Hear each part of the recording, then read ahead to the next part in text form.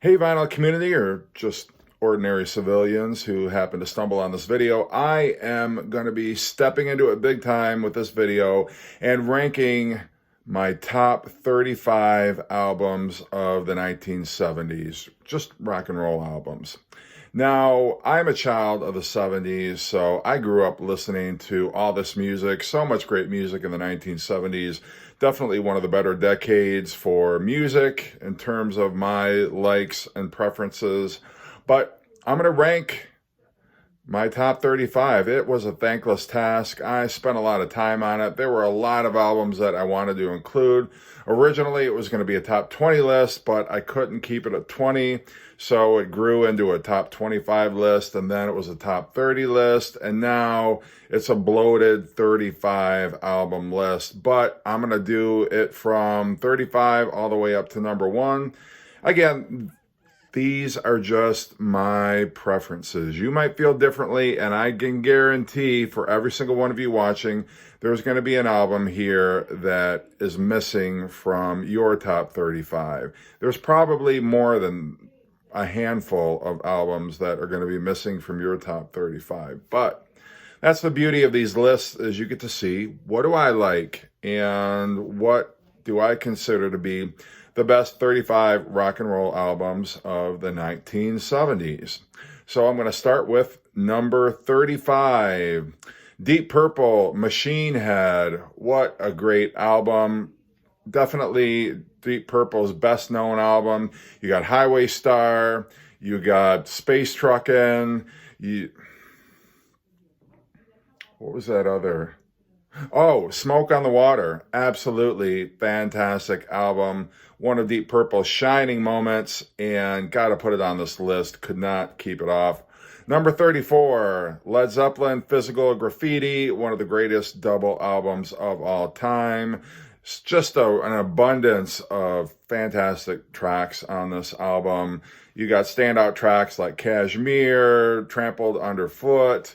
I love less known album tracks like In the Light, Down by the Seaside. I like Broyar, the instrumental track.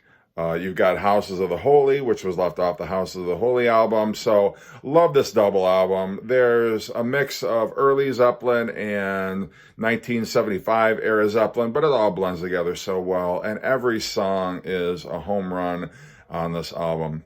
Number 33, Elvis Costello, This Year's Model. I am a huge Elvis Costello fan, and this definitely, for me, was his best album of the 1970s. You got Pump It Up on here. You got This Year's Girl, Lip Service. So many great tracks on here. He's still got a little bit of kind of the punk with the new wave element going on there, but his songs are so melodic. They're so lyrically rich and provocative, and I think that This Year's Model is definitely his best album of the 70s, possibly, you might argue, his best album of all time, but I don't know if I'd quite go that far. Number 32, Tom Petty and the Heartbreakers, Damn the Torpedoes. Love this album ever since my parents brought it home. And just so many great tracks on here. Tom Petty, he really ushered the classic 70s rock into, kind of navigated it through the new wave era. And then he reinvented rock and roll in the 1980s in his own image. So many people were influenced by Tom Petty, and Tom Petty, damn, like I said before in another video, there is not a single soul on this planet who does not like Tom Petty. Either you've never heard of Tom Petty or you love Tom Petty. There's no in between. Is there really? Okay, number 31, Roxy Music, Siren. For me, this is Roxy Music's most perfect album. There are so many great moments on here. You've got Love is the Drug. I Love She Sells. Both Ends Burning is a great track. And one just leads right into another. Sentimental Fool is a great track. Just, Brian Eno had left, and they were starting to record more radio-friendly material, and they were definitely turning into kind of that new wave pop type band that they would become by the end of the decade. But Siren is just a perfect album. Number 30, Allman Brothers Band, Brothers and Sisters. So unfortunately, you know, the Allman Brothers Band by this point had been through two very traumatic losses in the band, and they were really reeling when they recorded this album. But it's a great album. Wasted Words is a great track on here. You got Ramblin' Man, which is just a classic. So many perfect moments on this record, and one of the best Southern rock records of all time. Number 29, Rush, 2112. It's not a concept album, but 2112 is one of the most perfect progressive rock songs that you will ever hear. It takes up the entire first side of this album, but it is so great. They really, you know, all the money was on the line at this point because they were going to get kicked off their record label if they didn't come up with the goods. The record label wanted them to record more concise, radio-friendly tracks. So what did they do? They went and recorded their magnum opus, 2112, and it is fantastic. Number 28, Jethro Tull, Aqualung. Took a lot of crap in my progressive rock videos for not including Jethro Tull, so I am sticking them on here. I cannot argue with the fact that Aqualung is one of the greatest albums of the 1970s. So melodic, so great. It rocks so hard in places, and I love Jethro Tull. I love early Jethro Tull, most definitely. But I got to put that album on here. Number 27, The Who, Quadrophenia, Pete Townshend's second rock opera, full album rock opera, anyway. And it is chock full of great Who moments. The Who have never sounded better. They are so tight as a unit. I mean, the real me, you've got Love, Rain, O'er Me, you've got Punk and the Godfather, 515, you know, Cut My Hair. So many great moments on here, and it really is. It's one of those double albums that absolutely works as a double album. There's not a bad track on here. It's not bloated in any way, and it's just a great double album. Number 26, Bruce Springsteen, Born to Run.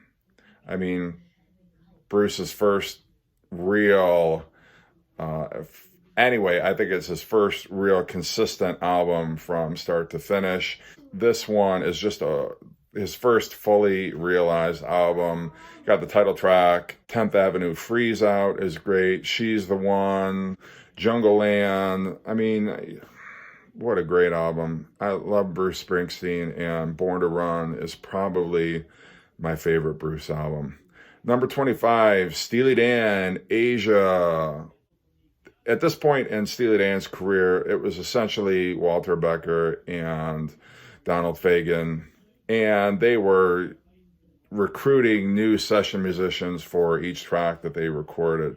They've got a different roster of session musicians for each song on this album, but how fantastic. You got the lead-off track, Black Cow, then you got Deacon Blue, you got the Suite of Asia, then you got Deacon Blues, I Got the News, Josie, Peg, with Michael McDonald's heavenly vocals, and it all works. It's like a jazz rock fusion.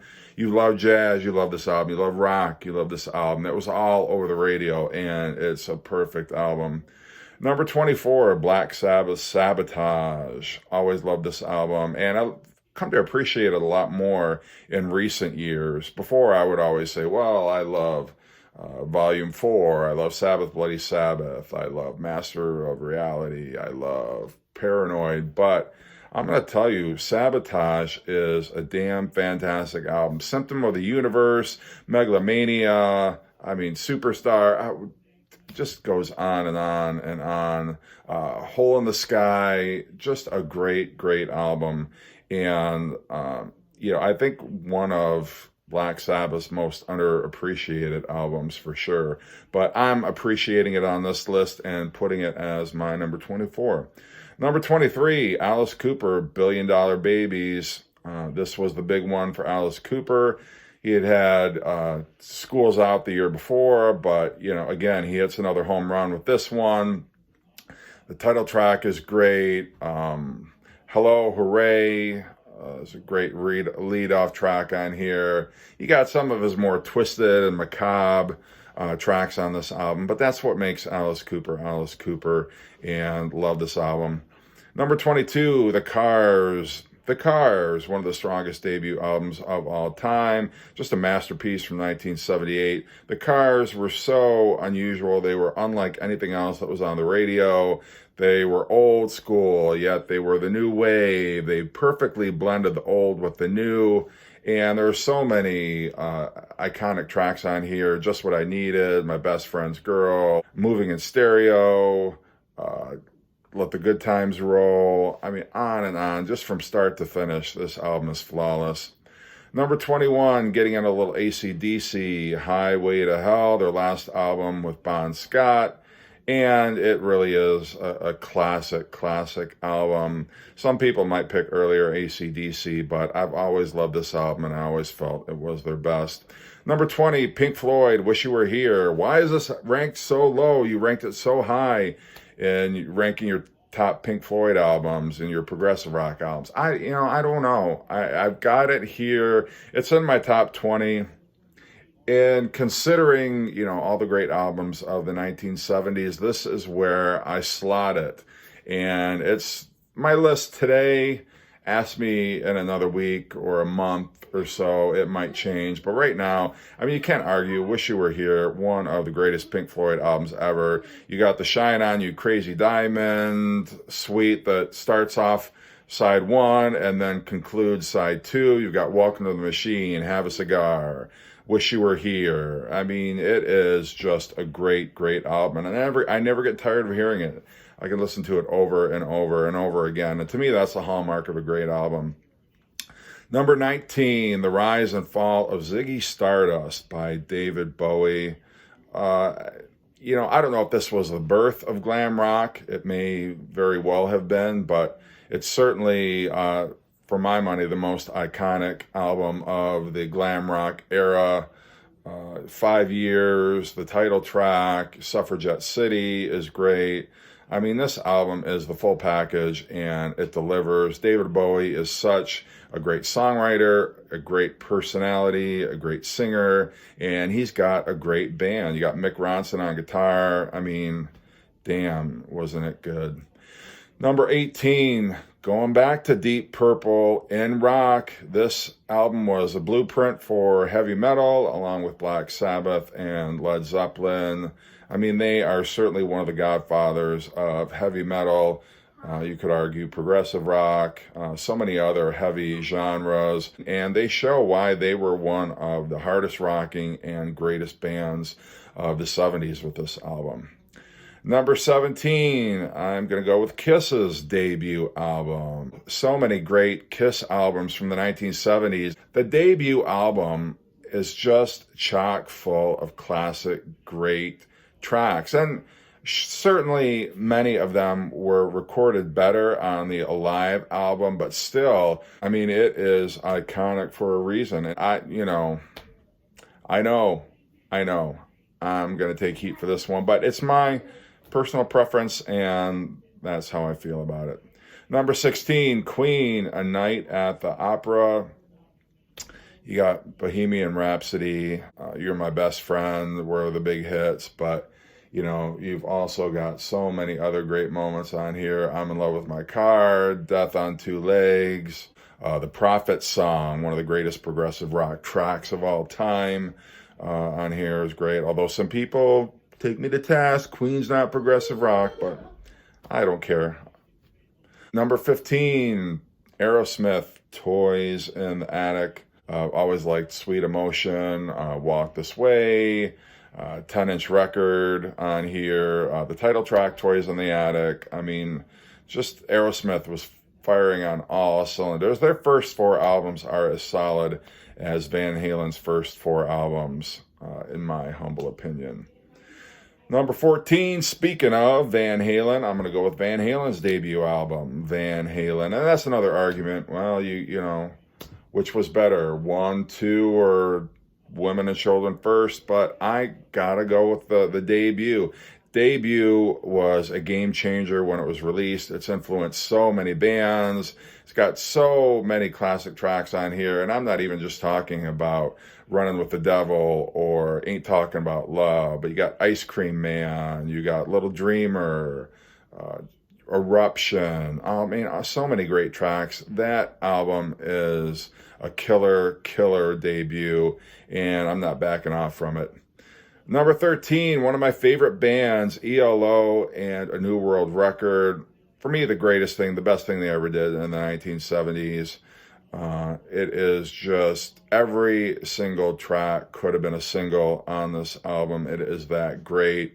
It's definitely, I think, the most fully realized vision of Jeff Lynne's idea of what he wanted ELO to be and what ELO could be, and it is flawless.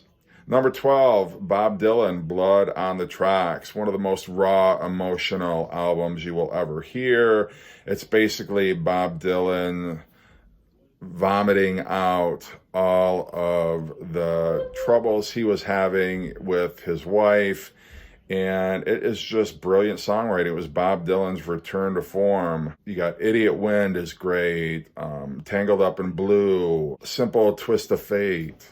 This was really, in some ways, Bob's first great album of the 1970s. It restored everyone's faith in him. After some artistically questionable albums in the early 1970s, he was definitely back. He had not lost his muse, and it is a brilliant, sometimes hard to listen to album. Number 11, Rolling Stones, Sticky Fingers. Love this album. It is the third in a string of untouchable Jimmy Miller produced albums by the Stones, dating all the way back to Beggar's Banquet. But Sticky Fingers just delivers the goods. You got Brown Sugar, Sway is an excellent track. You got Wild Horses, Bitch, Can You Hear Me Knocking? Every single track is flawless on here. There's not a weak track on the album, and it rocks as hard as anything else from the 1970s. Number 10, we're in the top 10 now. Going with Led Zeppelin 4. And it is a powerhouse of an album. Anything that starts off with Black Dog. When the Levee Breaks. Going to California. Misty Mountain Hop, Four Sticks. I mean, just chock full of great hits. You got the light and the heavy, and this was a template for so many hard rock albums that would come afterwards. Number 9, Elton John, Goodbye Yellow Brick Road. Another solid double album. Just so many great songs on here. So much ear candy. It's hard to believe that this was one of 2 Elton John albums that came out this year, but it is brilliant from start to finish. You got the title track, Funeral for a Friend, Love Lies Bleeding. You got Candle in the Wind, Benny and the Jets, Goodbye Yellow Brick Road, Saturday Night's All Right for Fighting. I mean, you can just go on and on and on, and they're all catchy. They all stick in your head. They all rock for the most part, but just great, fantastic, love it. My favorite Elton John album of all time, and had to stick it in my top 10. Number 8, Black Sabbath. Again, master of reality this time. Love this album, from the opening cough on Sweet Leaf to, Lord of this World, Children of the Grave, Into the Void is on here. I mean, this is such a heavy, sludgy rock album, and for me, one of Black Sabbath's best moments. Just love the hell out of this album, and it is near and dear to my heart, and had to put it in my top 10. Number 7, The Doors, LA Woman, the last album with Jim Morrison, but it is a great, great album. What a way for them to go out. I mean, you got the twin opuses of LA Woman, Riders on the Storm. You got Lover Madly. The Changeling is such a great, cool opening track. They got such a groove going there. First album that Paul Rothchild did not produce, but it's almost like it needed a new producer, a new set of ears, but it is the Doors at their best, and it balances Jim Morrison wanting to do a blues rock album with the Doors wanted to do more kind of a funky rocking album, but it just all comes together so great. There are so many good tracks on here, and it's balanced out very well. Side 1 and side 2 are both equally enjoyable, and it is a great Doors album, absolutely. Number 6, yes, Fragile. It really grieves me that I could not include or didn't have room to include more Yes albums on here. And I know I put Close to the Edge as my favorite progressive rock album and my favorite Yes album. But for the purposes of a list of the best album of the 1970s, I mean, this has so many solid moments on here. You've got Long Distance Runaround, but you've also got Roundabout on side 1. Heart of the Sunrise is on here. South Side of the Sky is one of the most underappreciated Yes songs, I feel. A great moment in progressive rock. And I don't know, something about Fragile, it just works well. It was all over the radio, and I think it stands up today as well as any other progressive rock album. And yeah, I know, it should Close to the Edge be here? Maybe, but I just feel there's so, Close to the Edge was 3 songs. Fragile are a bunch of different songs. Each member takes turns with a short little, solo piece on this album, and yet then they all come together and just create such fantastic songs on here. So yeah, I'm going with Fragile. Sue me.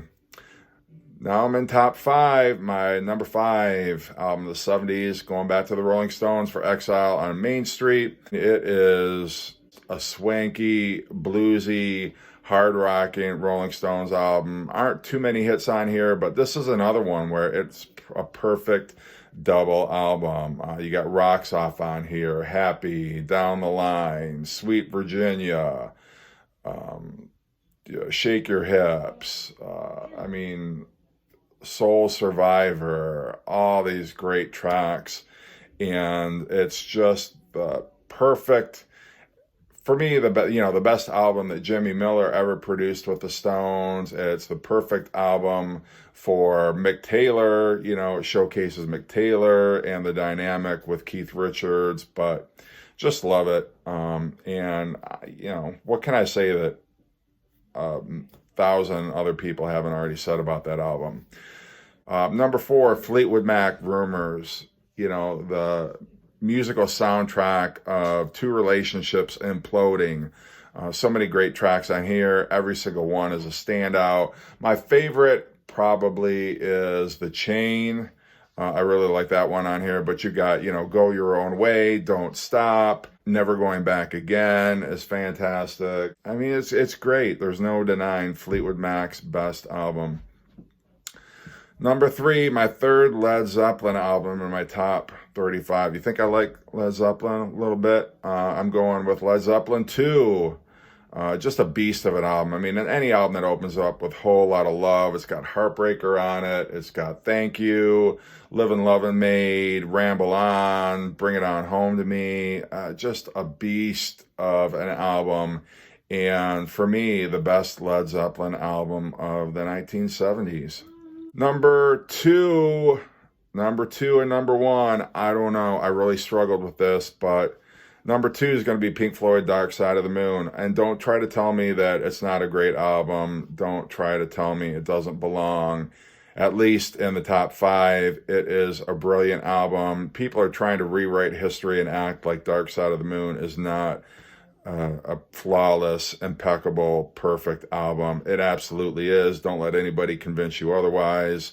And damn it, it's my number 2. I always love this album. It is, as of today, my number 1 Pink Floyd album, and love it. There's not a moment's silence until you have to turn the record over to side two. And yeah, some of the songs have been played to death on the radio. I'll give you time, I'll give you money, but still, before anybody heard them on the radio, they were absolutely brilliant and still are great, iconic rock tracks. I mean, even the stuff that isn't overplayed, like Us and Them. I love Brain Damage and Eclipse. I love even The Great Gig in the Sky, I think is brilliant. I just love it all the way through, and it's great. It's number two. My number one, The Who. Who's next? Damn it. What a great album this is. I mean, you've got two unquestionable rock anthems that bookend this album with Baba O'Reilly and Won't Get Fooled Again. You've got an excellent John Entwistle song and My Wife. You've got This Song Is Over, Behind Blue Eyes, Going Mobile, Love Ain't For Keepin'. I mean, every single track would have made every single track would have made the careers of any other band. I'm sorry, it is the perfect 1970s album. Just demonstrates what a great songwriter Pete Townsend was. This was almost a double album, and it was a Lifehouse project, but thankfully they condensed it down to one because it makes for such a great single album. And The Who are one of the heaviest, best, hardest rocking bands of the 1960s and the 1970s, and they show it on this album. So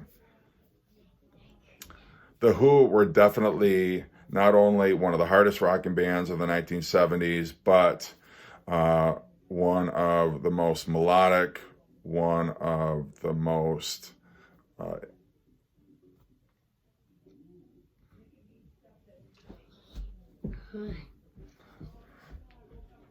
and they were one of the tightest bands in the 1970s. So that is my list. Feel free to tear it apart. I know you will anyway in the comment section, but those are my preferences. I mean, I did spend some time on this, and these are my choices. But again, in the comment section, if you want to give what your list is, or what your number one is, your top five, feel free to do that. Looks like I got to end my video now, but again, thanks for watching.